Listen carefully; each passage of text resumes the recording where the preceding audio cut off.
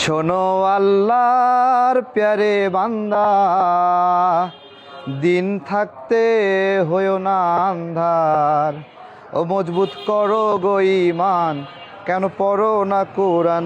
শোনো আল্লাহর প্যারে বান্দা, এ ভব দুনিয়ায় আসিয়া রং তামাশায় রয়েছ মাতিয়া মাতিয়া।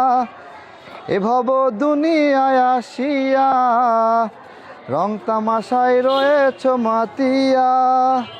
আল্লাহ বলো, রাসূল বলো, ও রহিম ছিল, মসজিদে যাও না কেন শুনিলে আজান?